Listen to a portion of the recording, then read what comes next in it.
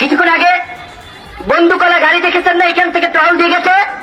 তারা ভেবেছে আপনারা যদি জাতীয় পার্টির কার্যালয়ের দিকে যাত্রা শুরু করেন, সেই জন্য বন্দুকওয়ালারা একটা টহল দিয়ে গেছে। তাহলে জাতীয় পার্টিকে বন্দুক দিয়ে পাহারা দেওয়া হচ্ছে। জিএম কাদেরের বাসা উত্তরা, এত জায়গায় মব হইল, ওইখানে তো কোনো মব হইল না।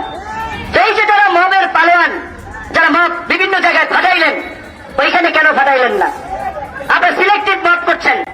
অভ্যাস হয়ে গেছে, অভ্যাস। দেখেন, ভিপি নূর ভাই এই মুহূর্তে আইসিইউতে আছে, তার মস্তিষ্কে রক্তক্ষরণ হয়েছে। দোয়া করি তিনি সুস্থ হয়ে যাবেন, তবে তার অতীত মার খাওয়ার অভিজ্ঞতা বলে তিনি খুব দ্রুতই সুস্থ হন। আমার বিষয় হচ্ছে কোন জায়গায় এই যে বক্তব্যগুলো ভিপি নূর আজকে দিচ্ছেন তা না, আওয়ামী লীগ ক্ষমতায় থাকতেও তিনি কিন্তু এইভাবেই শেখ হাসিনা সহ পুলিশকে বিভিন্ন সময় বক্তব্য দিতেন। তো আজকের বিষয়টা ছিল ব্যতিক্রম ভাই, কারণ তারা যে সমাবেশটা করছে, জাতীয় পার্টির রাজনীতি নিষিদ্ধ একটা সমাবেশ তারা তৈরি করছে। এমনকি বলতেছিল যে জাতীয় পার্টির যে চেয়ারম্যান আছে জিএম কাদের, তার বাড়ি উত্তরা, সেখানে কোনো মব হয় না। আবার ধরেন এই যে পুলিশ আর্মি পাহারা দিচ্ছে, টহল দিচ্ছে, বন্দুকওয়ালা বইলা এই ধরনের ভাষা প্রয়োগ করলে, আমি যদি সেনাবাহিনীতে চাকরি করতাম আমার গায়ে লাগতো, আমি যদি পুলিশে চাকরি করতাম আমার গায়ে লাগতো। ভিপি নুরুল হক নূর আসলে কোন দলের রাজনীতি করে এটা এই দেশের মানুষের আর বুঝতে বাকি নাই। মানে আমার কথা বাদ দেন, ভিপি নুরুল হক নূরকে নিয়ে আমরা যদি আলোচনা করি, সে ডাকসুর ভিপি থেকে আজকের এই কেরিয়ারে বিকাশ কানেক্টেড ইস্যু আপনি দেখেন, কখনো ছাত্রলীগ, কখনো শেখ হাসিনার চেহারায় আম্মা, কখনো শৈশব থেকে ল্যাংটা লীগ, এরপরে বিভিন্ন সময় বিভিন্ন ধরনের বক্তব্য। আবার ইলিয়াস ভাই ওই যে বিকাশের দ্রুত টাকা যেন ক্লিয়ার করে, ওই রকম আবার কি এপিসোড তৈরি করতেছে।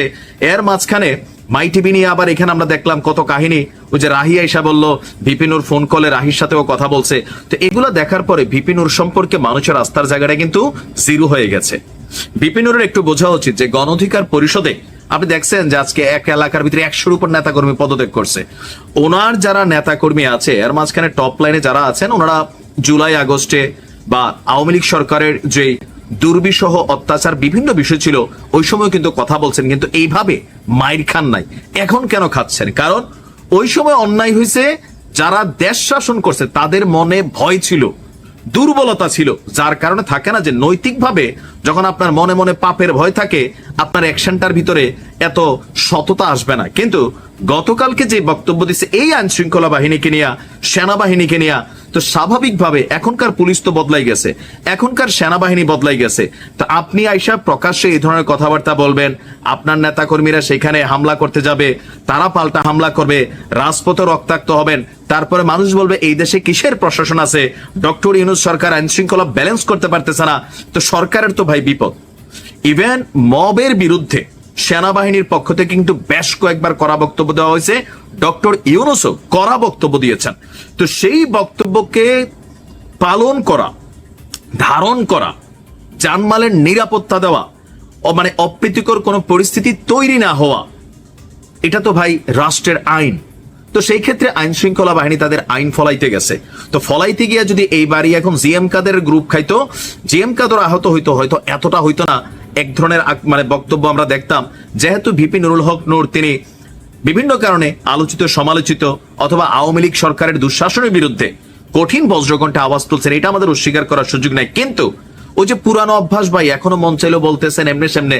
তো স্বাভাবিকভাবে তারাও তো মানুষ, যাদের গায়ে বর্দি আছে বা কি বলে যে পোশাক আছে, আপনি যাচ্ছে তাই মুখে লাগামহীন বলতেছেন তো বলবেন, যা খুশি, এটা আসলে হয় না। বাকস্বাধীনতারও একটা লিমিটেশন থাকা উচিত। আর এই ধরনের বাকস্বাধীনতা প্রয়োগ করলে ভাই পরিস্থিতি খারাপ হবে, সরকারকে এই ধরনের হার্ড লেনে যেতে বাধ্য হবে, তখন পরিস্থিতি আপনি কন্ট্রোল রাখতে পারবেন না। আশা করি ভবিষ্যতে প্রশাসন নিয়ে অন্তত ডক্টর ইউনূস সরকার থাকাকালীন আপনারা হিসাব নিকাশ করা বক্তব্য দিবেন, নয়তো পরিস্থিতি এরকম তৈরি হবে, মব তৈরির চেষ্টা করবেন না। ভালো থাকুন।